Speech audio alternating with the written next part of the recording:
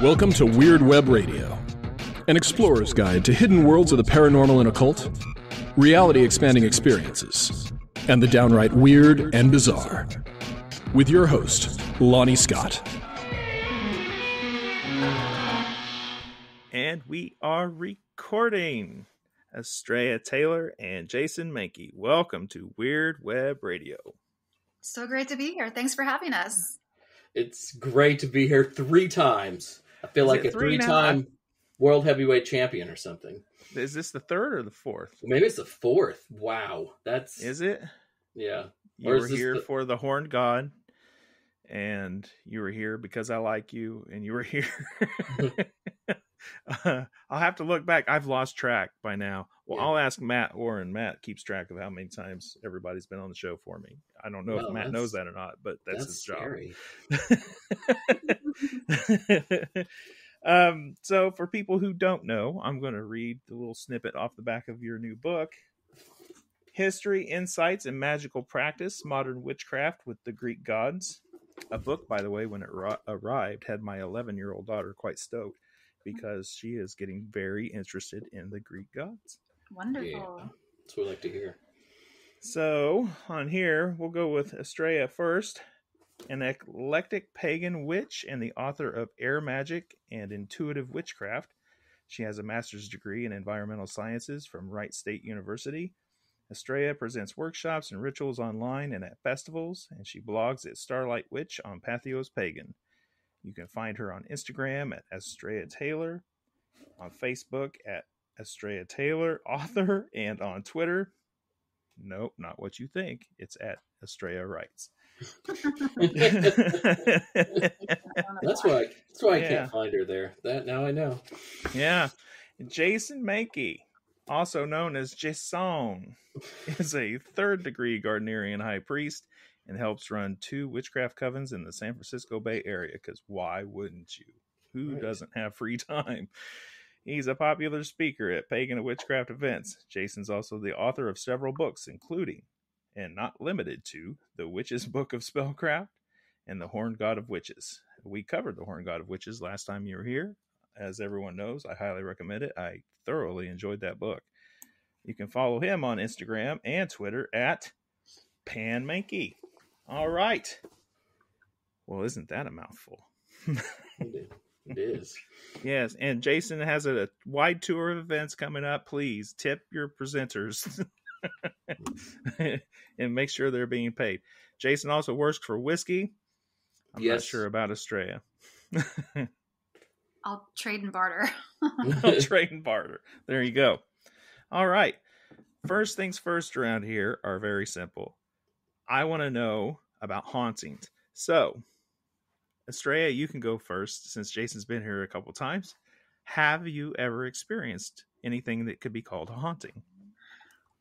Well, I have a pretty protective nature, so I kind of have seen ghosts, but I've never been haunted by one. I'm going to knock on wood right now. That doesn't come true tonight.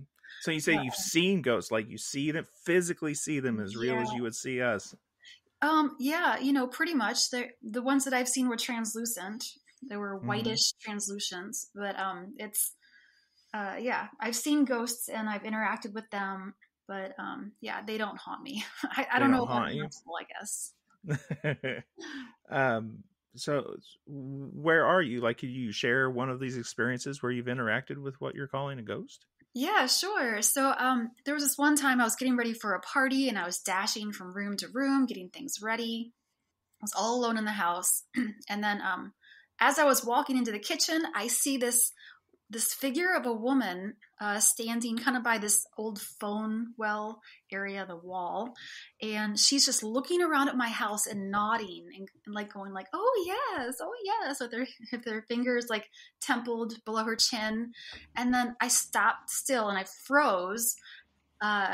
She just looked like this translucent white lady. I couldn't see like past her knees or so, but she was wearing this like white dress. And I froze, and I'm like just staring at her like, oh my God, what is happening? Yeah, it's the most clear I've ever seen a ghost before.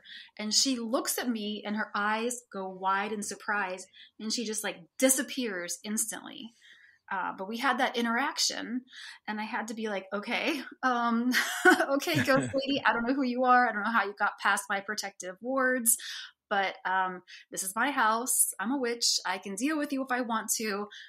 If you're good, maybe you can stick around. Like, don't push your luck. Come to find out later that my husband had just went to his great aunt's funeral, whom he was close to as a child, and he brought home this little figurine that she had made for him. It's a little prancing sheep that she had painted, and he put it right in that phone area, area. I kind of had an altar for the family in there. Yeah.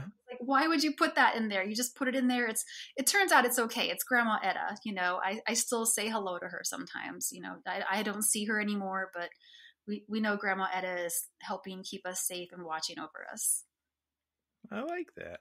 That's a good story. I like it when the ghosts are actually like important ancestors or family or something. That's nice. She's wonderful. Well, Jason, have you experienced any ghosts or spirit activity uninvited since we've last talked? I don't think so. I mean, I've told you the seance story, I think, and that's always the one that I come back to in my head. But I don't think I've really had any other ones. Okay, I'm sorry. It's all just gods and goddesses in our house. We have the most. You're being bougie. If you're going to say it like, I got to put a pinky up when you say it like that. If only gods and goddesses. For whatever reason, we just don't think our house is haunted at all. Astrea's been over here like once. So it's not haunted, right? It's too young too. It's just, it's fine. London, not haunted. Yeah. So I'd say that's fair. Yeah. Sorry. I do think that like everyone who practices magic, regardless of your tradition, is in a way sort of an avatar of what you think of when you think of the crossroads.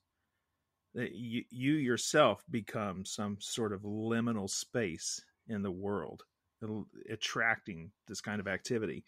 But at the same hand, if you're doing your diligence, you have protection, you have wards up, you have allies that you work with frequently that would keep most of the bad stuff away from you anyway. So I think we have the potential to be the most haunted people in the world. But as long as you're doing your work, you probably won't be. Well, like attracts like, right? So if you're actively working with spirits of the dead, or you at least, are open to working with spirits of the dead, you're probably inviting them into your home in some way. Or at least they feel drawn to it. Yeah, that could very well be. Well, congratulations on the new book. Thank you. That must feel good. We have a project complete through all the editing process and out into the world. It really does, yeah. Yeah, I will say first thing I noticed was this beautiful cover. I've really enjoyed. It doesn't seem to matter, like Llewellyn, Weiser both, and other publishers as well. I mean, the covers on these books lately are getting like really, really eye-catching. So I like that right out of the gate. Whoever does the art, well done. When did you two know it was time to write this book, and how did it end up the two of you working together? Well, one of our first conversations was about how much we love the Greek gods and how we wish there was a book out there for people like us, not written by academics for other academics, but by witchy pagans for witchy pagans, right? So when the pandemic rolled around, we kind of had some lulls in our writing schedule, and I was like, you know what, maybe we should do this. I'm really feeling drawn to doing the research right now. I had a couple of books out before this, and I think that it's time for this book to come out in the world. And we had a discussion over the pandemic, and we were stuck at home doing social isolation and stuff, or distancing, I guess, both maybe. Yeah. But yeah, so it was just a great project, and I think we just had a lot of conversations. We really wanted to be intentional about how we created it. So we thought about, having like a historical section, a magical section, then a section from this modern priestess or devotee or priest or whatever they want to be called, So we had some more personal relationship perspectives about each deity that we covered in depth. Yeah, we've been talking about this since 2017, I think, and it was just a matter of getting schedules to match up, because that's really hard when you're writing books, because it's hard to go from like writing one thing and then write something else simultaneously, especially as involved as this book is with footnotes. Yeah, so how was it that it was you two? Like, is it just something that you two were already into the Greek gods, like you're talking about, naturally elevated together? Did Llewellyn put this project in front of you, or did you just kind of have a conversation and boom, the book is born? Astrea lost a bet and kind of got stuck with me. I like it. We just loved it so much. Like we tried to do some sample chapters and stuff, and we just found that it worked out, and there was a lot to love about what we were finding. We were researching the gods that we love so much. We were learning even more about them, and it was fascinating, just really amazing. Well, I like that you bring that up, because that's one thing I do want to talk about. While you're working on this book, you both obviously had some kind of practice that involved Greek deities. So when you start researching and doing the heavier work for this book, I mean, what did you find that surprised you? Something you didn't know, perhaps? So much, really. I mean, because there are so many gods, right? And even if you just think of the major, maybe 20 deities, that's still a lot of deities. And it's not like most people have a huge relationship with all of them. So, I'm close to Aphrodite and Dionysus and Pan. Those are like the house gods, and Persephone. And so, like, there are a lot of blanks, right? So Zeus is a big blank. Zeus always feels so remote to me, because the king of the gods, and most of his stories are about just having sex with people and, punishing the other gods, and he just doesn't seem like somebody you'd want to hang out with. And over the course of the book, you're surprised to find that people in the ancient world felt close to Zeus, and they would call him like my friend. Right? That's not a word I would have associated with Zeus, but people did have those kind of close personal relationships with a god that I, until then, had found kind of remote. So it's sort of those surprises, like how the gods were viewed, and, how the gods were viewed. That was really it, because we have these preconceived notions, and sometimes that's not really the same as how they were seen in the ancient world. Yeah, that does make sense. And I've heard people compare kind of that Old Testament God, saying some of that ideas come from Zeus. And I don't know enough to say if that's fair or not. Now that you've done some kind of study, would you say there's any validity in that kind of statement? I think because we've been conditioned to think of Zeus that way. There was a period of time when people who were Christians, the one god that they wrote about the most was Zeus, because they thought that he had the most parallels to, God, Yahweh, whatever you want, however you want to say that, So, we've been conditioned to think that, but they're really very, very much different. There's no golden rain meeting the Virgin Mary, for instance, right? I mean, they're very, very, very different. You never know. I wasn't there. So, Astrea, what was a big surprise for you while you were working on this book? Something you didn't know that maybe came out? I guess the biggest surprise for me was that learning about the gods in this much more broad context and history and cultural application, it really made them more real to me. And then I had several experiences where I had a very deep and meaningful time encounter with some of the deities, and some of them, like Aphrodite, we can say, oh yes, love, pleasure, sex, beauty, all that kind of stuff is great. You can kind of conceptualize of that.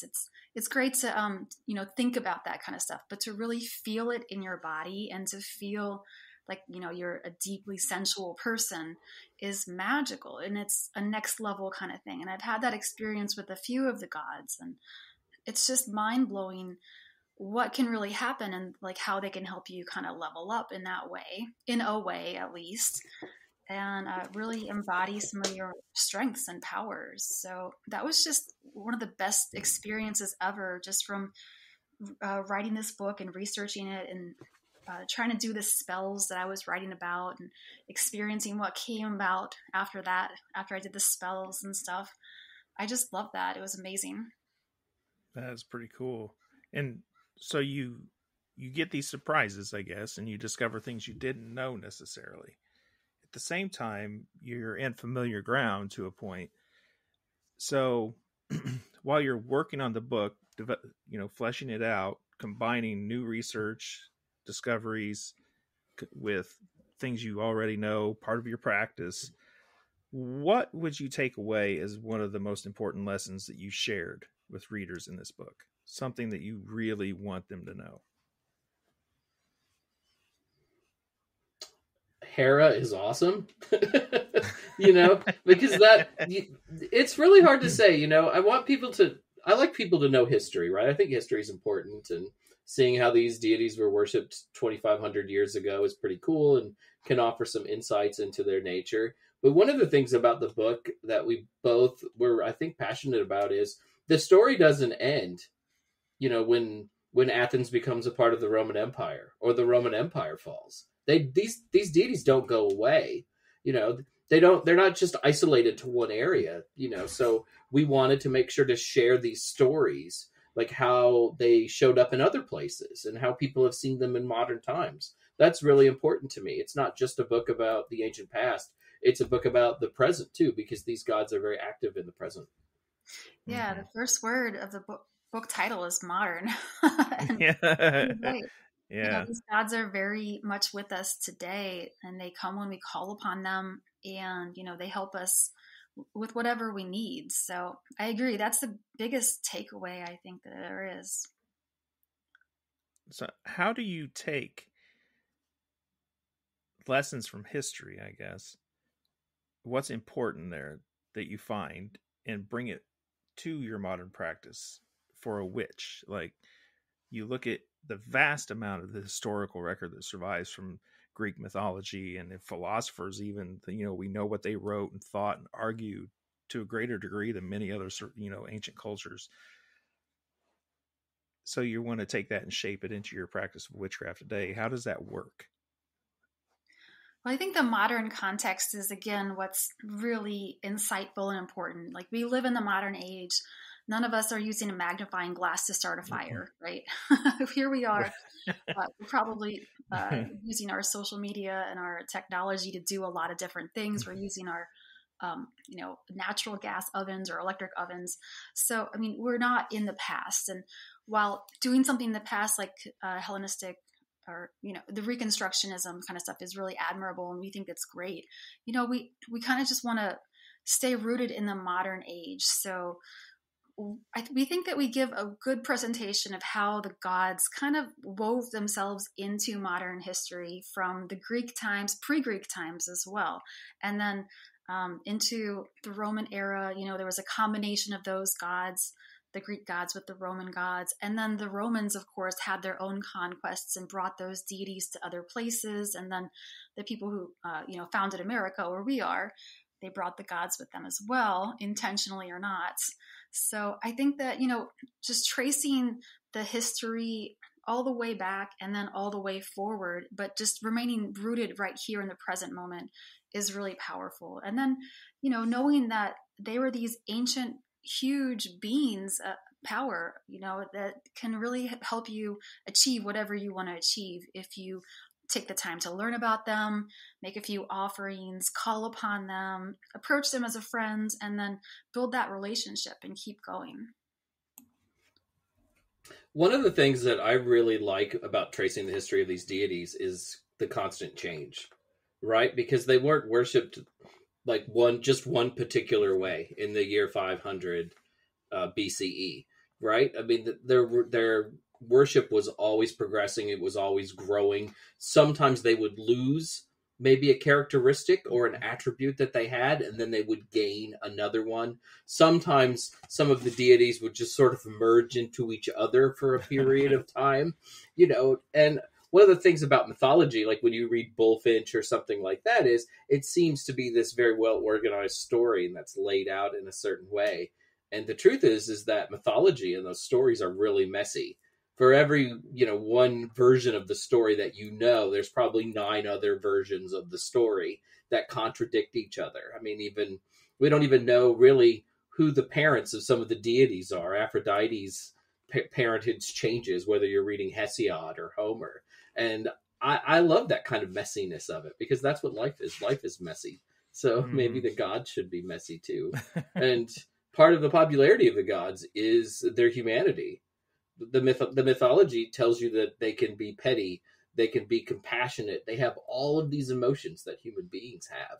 And sometimes we just exalt them and put them on these pedestals. But the stories tell us, that in a lot of ways they're just like us, which, I always just love. Yeah. I was thinking, when you were talking about that, I was thinking of Hermanubis, this perfect example of a syncretic god that existed in the past that was worshipped for like nearly 5 centuries. I kind of wonder though, like how that started, who maybe sold that first. And if you tried to do that today, hey, I've got this new syncretic blend of 2 gods from 2 different cultures. How well do you think that would go over? It would go over poorly today, especially right now, I think. But it's something that we still do. I think that it's something that we still do. I mean, Hecate as a crone is, a very modern phenomenon. I mean, that's really, Robert Graves is the one who sort of says that in his book of Greek myths. And it's not really syncretic in the way that, 2 deities become one, but you're really fundamentally changing a deity by saying Hecate, who is almost always presented as a young woman and became conflated with Artemis in a lot of places. I mean, you're completely changing her and you're adding her to this crone archetype, which is pretty syncretic, I would think, right? So we see it. It's just a little more subtle. We don't jam them together like they did in the ancient world. But we're also not going in and conquering and saying, well, your god is our Zeus, so we're going to call him this, right? Yeah.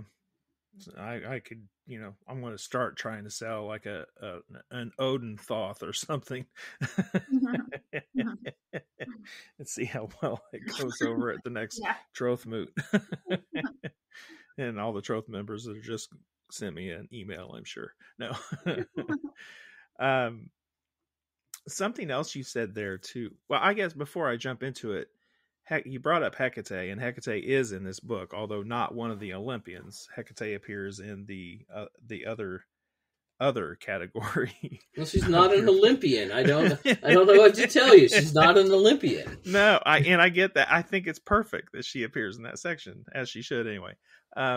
Hecate is a goddess associated for a great period of time with the Greeks that has really caught, like, I don't know how to say it, like traction, I guess. I don't know. Like Hecate in the last decade or 2 has become so prevalent in witchcraft and magic and sorcery.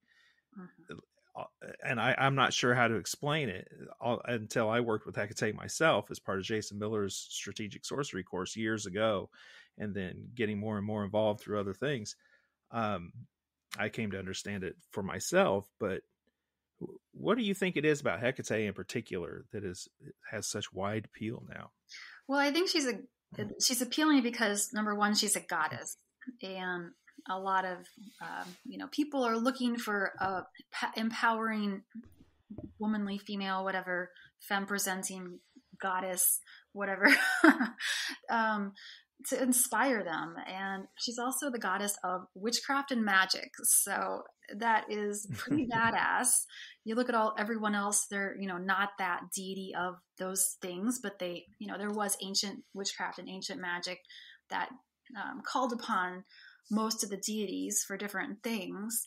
But I think that just her being in the mythology books as goddess of magic and witchcraft is really appealing. And then you have people like Jason Miller and other people who have written books, Courtney Weber, who are promoting, spreading their love of her and their knowledge of her and the wisdom that she's passed on to them. So I think those are among the biggest reasons, in my opinion, though. What do you think, Jason? I think one of the things that's really appealing about her is she's really not beholden to any dudes. And if you look at Greek mythology, almost every goddess in some way is related to dudes. A lot of Aphrodite's stories are about, being with Hera, but like being with Ares and getting caught by her husband Hephaestus. Artemis, who is, pretty strong-willed and lives down here, she's still Zeus's daughter, right? So she's caught up in that. And Hecate as a Titan, she's older than the Olympians. And she's really not beholden to anybody. She just does what she does. She's also one of the few deities who could go from the world of the living to the realm of the dead without accompaniment. Not all the gods can do that. Only Hermes can do that. Hades could do that. And Iris. Hecate. What's that? And Iris. Yes. The original messenger deity. Yeah, but it's a very small group who can do that. And she's one of them. And Hesiod speaks like really highly of her. Like she has dominion over everything. Like she's almost right there with Zeus, right? And yeah, so I can see the appeal. And I'm not a Hecate devotee. One of the things about writing the book is I think we consciously decided not to write about deities that we were already close to.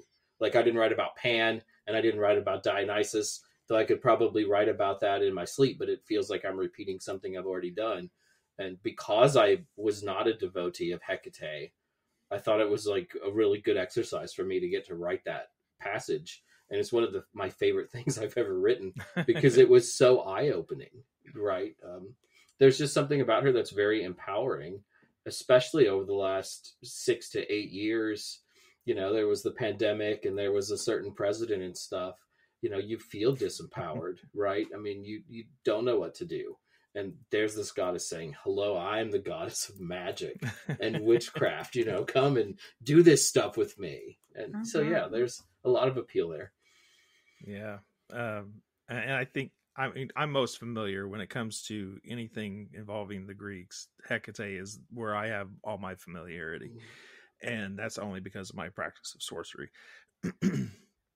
But I've seen through the study and taking the different courses and reading the different books, like you were talking about how the gods change over time. Hecate's story is so long, and you can see how Hecate has been approached for different reasons and seen in different forms, all the way to the point there were some people thought she was the world soul, Mm-hmm. So, yeah. I suppose it's all in whatever the revelation of the seeker ends up touching into and finding, which is pretty interesting. The Greeks, sorry, were you going to say something? Oh, I was just going to say there's a lot to find with her. I think, she's like a rabbit hole. She keeps going deeper and deeper. Yeah. One of the really fascinating things about her, though, if you read a lot of scholars on Greek religion, she's an afterthought. Right? She's not an Olympian. She didn't have like the biggest temples in Greece and things, right? She was like a really minor figure in Burkett's Greek religion. She has a paragraph, right? All of the Olympians, with the exception of Ares, have several pages, right? And she has a paragraph. And then today, the amount of literature dedicated to her, I think, dwarfs any other single deity. Especially amongst modern witches and pagans and magical folk, so it's really fascinating to me to see that. It is interesting. That's kind of why I brought her up, because, as a heathen is my main kind of practice. I always joke, like my down and dirty title is Chaonomist Heathen Sorcerer. So as a heathen, like there's not even as much written about the entire collection of Germanic and Nordic gods and goddesses and spirits and such that there is about Hecate right now.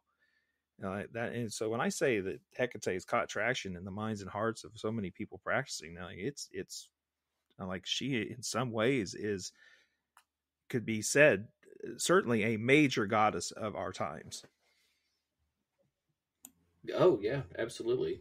I think the agency thing is real. Also, it's fascinating too. You don't see people like, I'm a Pannonian witch, or I'm a Hermean witchcraft practitioner, but I'm a Hecatean witch. That's something you see with great frequency, and it's really different than how other people identify with deities. Even somebody like Jason, who's a big Dionysian person, I don't say I'm a Dionysian witch, right? But right, something so captivating about Hecate for so many people that, that's her name comes before the witchcraft. Very good point. That's something that I didn't really catch on to, but you're right. Something else you talked about were the gods being so human, right? They make some of the same faults and mistakes and so on. There are people who are like turned off by Greek myth specifically because of the rape and the incest and the stories that are in there. How would you counter some of that criticism to invite someone to actually give this book a chance, right? Like, how do you sell it to them? Well, there's no denying that that's something that happened in history, and it's something that we don't condone, and it's a terrible thing that would happen to anybody ever. But there are instances where it appears that our modern perspective may color some of the ancient stuff. In the case of Hades abducting Persephone and the words rapture that are used, I actually looked up the word that was used in ancient Greek literature about, when he abducted her, and it was harpazo, which is exactly what the Christian God is supposed to do to all of his followers on Judgment Day. So we don't think that means rape, for instance.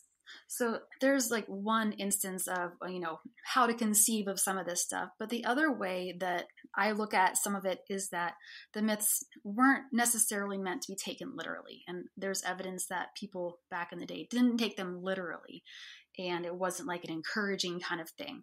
And it's more like an allegorical thing. So when we talk about, Zeus fertilizing Demeter, Zeus chasing Demeter, over the lands, we see some of this stuff in animal behavior, and, it's, we're humans. We don't want to anthropomorphize animals, but we also see it in the symbolism of the gods. In an example, like Zeus is the fertilizing rains, and we know that rain has nitrogen and phosphorus and some other trace minerals that actually help the crops grow. It's not just H2O, right? So there's some wisdom in some of these kinds of stories that actually have a deeper meaning. And again, I don't want to condone anything like that, anything like rape or abduction in real life. But these are more allegories, and we kind of have to put them into context as well. So there's also some morals to some of the stories. So like the capture of something or other, and the story that kind of tells, or like in the case of Apollo chasing Daphne, how she turns into a bay tree, a laurel tree, to escape him. It kind of tells a story of like, don't rape, So I think that, you see this kind of behavior sometimes with people or animals, and but when it comes down to it, it's not condonable. It's not something that is always necessarily looked upon favorably. That's just my take on it. And, it's complicated though. It's complicated to even talk about it now and to try to do justice to the complicated nature of that topic. Mm-hmm. And the gods are more than mythology too. I mean, how they were portrayed in mythology could sometimes be radically different from how they were actually worshipped. Hera is my favorite example of this. I had to write our Hera chapter, and I was like, well, this is going to suck. I mean, if you read Hera mythology, it's all about torturing the children of Zeus, right? It is not like happy mythology. And yet, Hera was beloved. Like, she's an entirely different goddess with how she was worshipped. And even the name Heracles means one who gained fame through Hera, right? So you got to take the myths with a grain of salt, because They were probably written down later. There are all these different versions of a lot of them too. And the people who were writing them all down were dudes, right? And I'm sure that there were many alternate retellings that we don't even have today. So, find out about the gods, because they're more than just the stories that we read in high school or elementary school or whatever. Yeah, I agree. And this is a question that we face in heathenry too. There's not a whole lot surviving in the stories about, divine powers interfacing with humans or anything necessarily, but amongst themselves, there's plenty of warring and coercion. And one very late story about Odin in particular, manipulating and raping someone for the purposes of a specific child that's prophesied, and so on. And that's one thing I always lean on, like, myths and gods are not the same thing. But at the same time, I'm quick to point at the Havamal in a part that's all about how Odin got his runes, and that's why he's the rune god, right? So it's a complicated subject, to say the least. I am really lucky, though, especially like writing this book about the Greek gods. And I think on a couple of occasions we've been asked, are you going to write like Modern Witchcraft with the Celtic gods or Modern Witchcraft with the Norse gods? And one of the great things about the Greek gods is there's so much literature about them. We have stories that definitely come from pagan antiquity. And with Norse and Celtic deities, we really don't have that. Those were all written down by Christians, in some cases centuries after Christianization, right? So I don't think that Loki is the same Loki that you read about in the Eddas and stuff. I mean, I think it's kind of probably a very different deity. That's just me. But now we're totally off topic, and I'm talking about Loki, so I'm really sorry about that. No, that's okay. No, you're perfectly fine. Loki's welcome here too. Yeah. He is in my house anyway. I mean, Odin in particularly very, very important to my practice. And if you want to take stories somewhat literal anywhere, Odin, there's one particular story where Odin says he will not take a drink until Loki has been served as well. If you go to a blot, though, and you bring up the name Loki, sometimes they look at you a little askew. I mean, it did not go well for me that night at PSG. It's getting better. For instance, I know we're a little off track here, but I think it's important to bring up, because you did say that for years, 10 years, in fact, in the Troth, which is the international heathen organization I'm a part of, there was a Loki ban at Troth events. You could not hail Loki at the Sumbul or a bloat or anything of the sort. And what you would have would be Lokian practitioners who would sneak off and do their own thing and have their own Loki bloats, right? Well, at some point, this is one of the coolest things I've ever seen. At some point, at Troth Moot in 2016 or 17, we were in Maryland. We were doing the Grand Sumbul, and if you don't know what a Sumbul is, it's a drinking ritual where the horn gets, it used to get passed around. Nobody's passing it around anymore. Those days are long gone, my friend. No more heathen cold sores for you. And each round has a different meaning, and every individual can make hail a certain god or goddess or ancestor and so on. We'd gone through the official 3 rounds, and at this time, Robert Schreier, who is one of the founders of Urglava, a Germanic tradition, was the president of the Troth. And he and I and the rest of the Reed, I was on the board of directors at the time, had lots of discussions about this Loki ban and how it was stupid. And he just blurts out sitting at Grand Sumbul, who here has a problem with Loki? This is after all the Loki people had gotten up and gone to go do their own thing privately. Not one hand went up. None of us have a problem with this. So at our next Reed meeting, we held a vote and a discussion, and then we put a vote out to the membership, and we got rid of the Loki ban. And in return, we at every Troth Moot now, for the extent of the ban, we have a super important official Loki bloat that is on the schedule. It is a huge, huge important thing that we do in repayment to them. But at that Troth Moot, when he said, who here has a problem with Loki? And no hand went up. every light in that entire campground, in the cabins, in all the outbuildings, in the dining hall where we were at, became strobe lights. And those fucking things didn't stop strobing. When we left the next day, they were still strobing.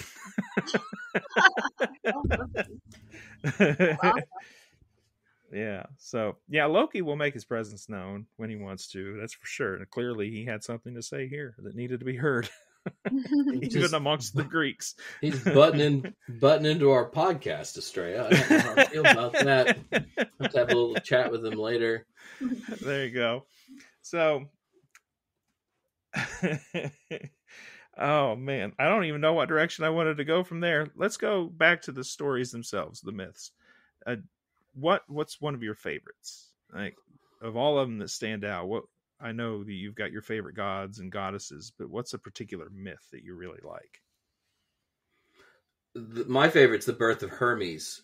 Where he's a baby, and all of a sudden, like, he's running around and stealing Apollo's cattle and things, and making them walk backwards so Apollo can't track them.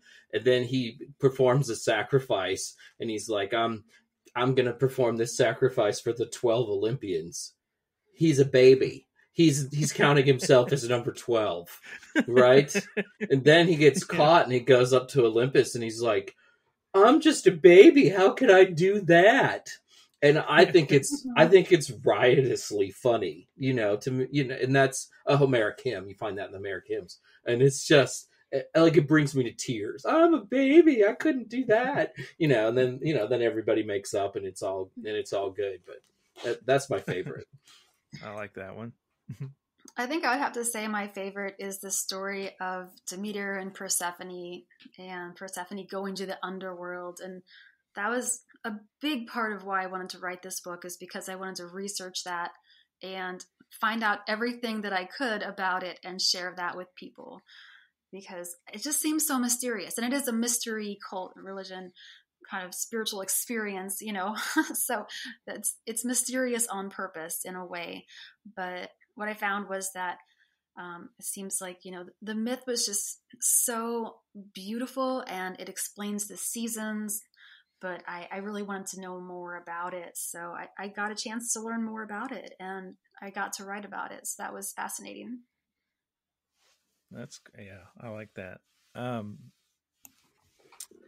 So what would you tell someone, I mean, other than obviously buying your book, but someone who really wants to get into this, right? They want to really dive deep into the Greek mythology, Greek gods and goddesses, make this an important part of their practice.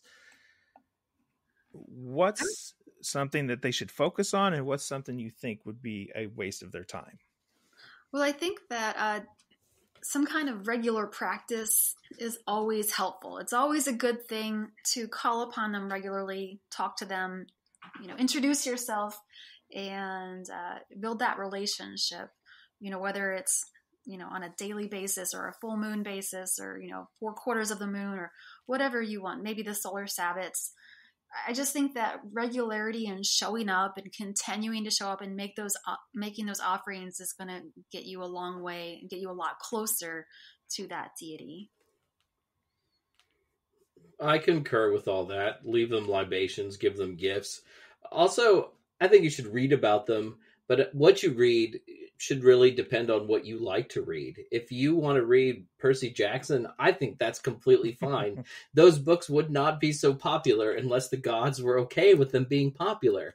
If you believe in the agency of deities, you have to allow for agency to exist. And again, we're always creating modern myths too. What's to say that that's not like a modern myth? So read about them and talk to them and give them stuff. They like to get stuff. Yeah. Oh, no, I agree. I mean, I can't tell you how many people would come into heathenry because of the comic book Thor. Right. It couldn't be more divorced from, like the actual lore, but it gets people in the door. And if that sparks your interest to know more, then, well, absolutely I would. And I like that you bring up, this isn't the first time you've done it over the course of this interview either. You bring up the agency of the gods, and you think agency is important. There are a lot of people out there who would disagree with that. It seems like the gods only ever did what they were going to do way back when to somebody at some other particular time. you think expressions of the deities and myth in modern fiction and movies and etc. is got some touch of agency from the divine? Yeah, absolutely I do. You know, if the stories ended in the year 0, why would we be worshiping these gods, right? If everything that needed to be said has already been said, everything to know about them is already known, and they did not progress and they did not change, why would we be worshiping today? I think in the book, I say it a couple times, the gods are not beings preserved in amber. And I'm very adamant about that. The gods are not beings preserved in amber.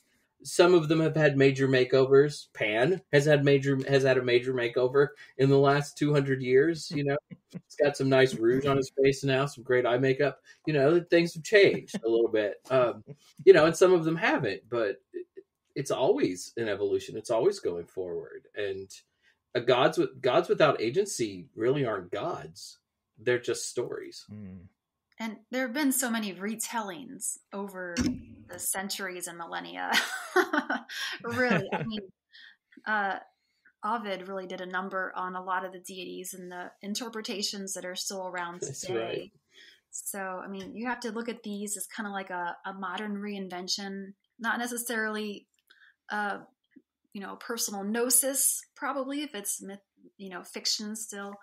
But it's inspiring, and it does bring people to the gods. So there's merit in that for sure.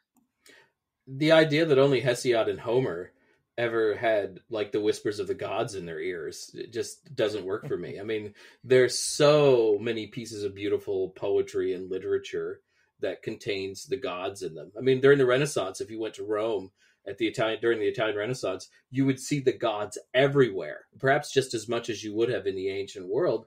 And maybe they weren't worshipped in the sense that, I'm doing ritual and I'm calling directly to them. But I would say creating, Botticelli's Venus or whatever is certainly an act of devotion, right? That she's whispering in his ear, which is why that particular painting is so immortal, right? Timeless. Yeah. Mm-hmm. Yeah, to me, that's a modern part of the story too. Yeah, I agree. I think about this in terms of in the heathen scope, and of course in Greek mythology and everywhere else. We have what survived from whoever wrote it down, and that material managed to survive. The voices I don't think we've ever heard from the ancient world are the everyday people like us. Yeah. We don't know what the average farmer really thought about Hera or Zeus or any other, and how wildly different that opinion might have been, or anyone who may have been, more in touch with whatever they perceived as the magical practices and arts at their time versus the priests and the priestesses doing their thing, what they may have approached. I mean, you have Christianity, who has used one book for all this time, been translated a few times with little mishaps, I'm sure, but look at all the denominations and the variations, and you even have people who approach it completely mystical minded versus total practical minded, and it's one book. Yeah. So I have no doubt that a polytheist culture would blow our minds with the variety of opinion and thought on divinity. And it seems that was okay back then. Everyone had their own opinions about things, and that was okay. Each household had their important deities. Each city had their important deities, and it was okay. There wasn't a cause for war, I guess, as long as they considered Zeus to be the parent figure. It reinforced a lot of the cultural norms in the area, of ancient Greece. But yeah, everyone was different back then, and I think it's okay for everyone to be different nowadays too. It's really inspiring. Yeah, there was like no one book of like Greek mythology, no one book of how to worship the Greek gods, right? So it was all just sort of what you wanted to do. Certainly there was civic religion in all the city-states, but we don't know as much about it as we'd like. And again, it would have varied between Thebes and Athens and Sparta. It would have been very, very different in every city. That's all very valid points. So I guess coming to a conclusion about the book, what is the goal? Like, what do you hope that this book is actually going to achieve after it's been out in people's hands and been read and consumed after some time? Well, one of my goals with all of my works is to empower people to do the magical workings themselves, to find the deities, to build those relationships, and to become empowered and, just know who you are and be yourself, be more confident in who you are and everything. It's transformative work to work with these deities. And I think it's amazing. I think that was probably my biggest goal for the book. What about you, Jason? My biggest goal was that somebody would read it and then want to make a mini series about it, starring us, talking about the gods, and we're going to pay me a lot of money so I could buy a house in California. That is really what my goal was. If not that, at the very least, that I could get some sort of crazy reality TV show also in a quest to make money, because witchcraft writers just aren't very rich. No, I just wanted to share my love of the gods. This to me is a devotional work. The Horned God of the Witches was a devotional work, and this is a devotional work. I wrote it because I love these gods. I love what they've given me. I love the relationships that I have with them, and I love that they've brought relationships into my life with people who also love them. And I just wanted to pass that along and open those doors for other people. Plus, I wanted the reality show. Plus, I want the special where we talk about the gods. There's nothing stopping you from a reality show with a cell phone and YouTube. You can make your reality show. I want one that's going to pay me, though, right? That's what Patreon is for.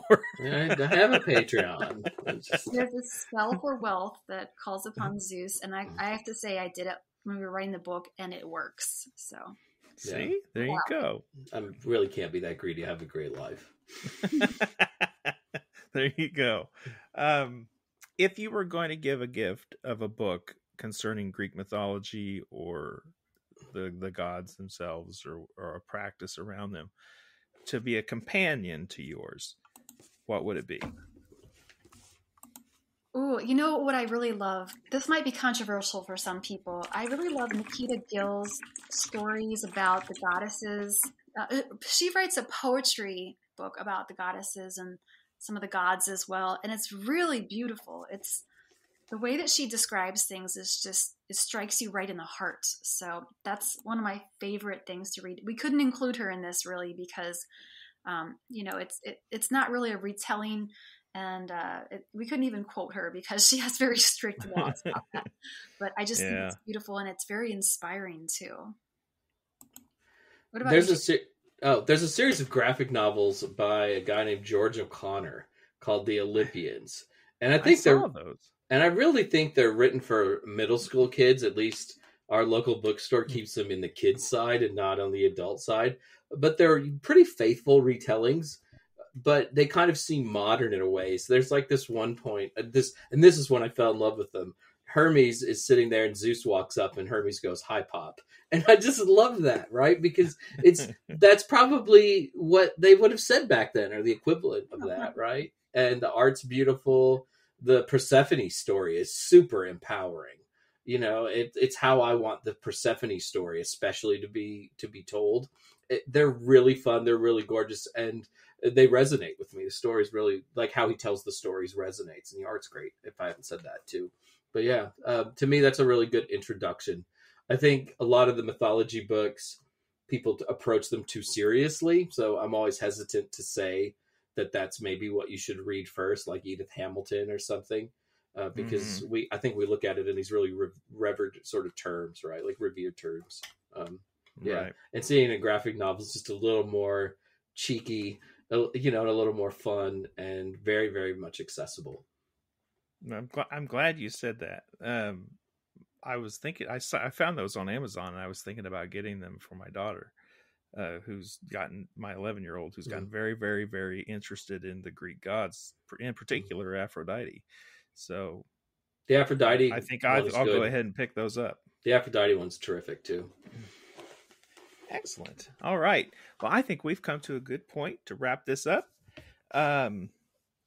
Is there anything that I didn't bring up, or anything you want to talk about or promote in the next couple months that you want to just shout it out to everybody. Yeah, sure. We have a bunch of festivals we're going to. So you can check out my website, Jason's website, and look at the event pages and maybe come see us at a festival. You can get your book signed or get a book from us there, maybe. Yeah, there's a couple we'll be at the same time, which is pretty rare. It's hard to coordinate. We'll both be at Starwood this year in Southeast Ohio, and Paganicon in March as well. Very cool. I'm thinking about going to that one myself. Go to Paganicon. You can drink whiskey with me in the bar. Well, or I'll drink rum while you drink whiskey. How's that? No, you can actually, since we're friends, you can drink from the Jason private stocks of whiskey, which are better than you're going to get at the bar. And you can have a terrific rum finished whiskey. What? What is this? Whiskey aged in a rum barrel. It is the best of both worlds, my friend. Oh my. That does sound fun. Yep, selling points. All right. So officially, what are those websites and where can people find you?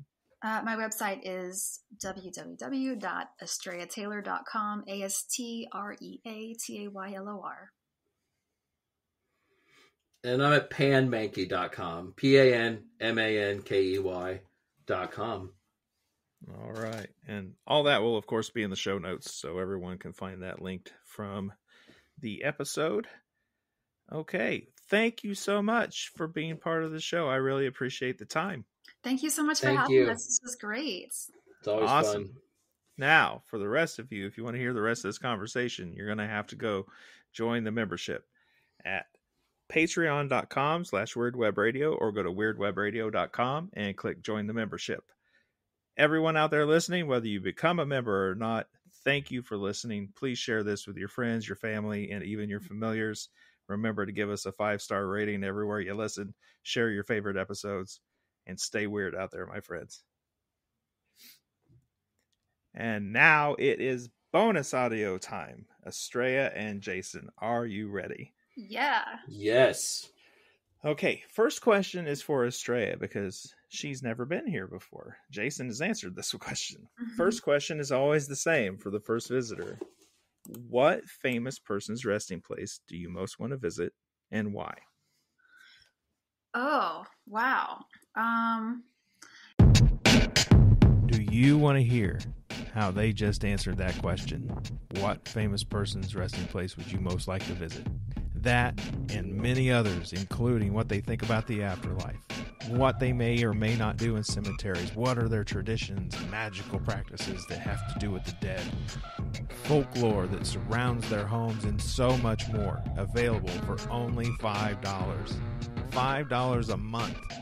Even if I make more than one episode in a month, it's still just $5 a month at patreon.com/weirdwebradio or go to weirdwebradio.com and click join the membership.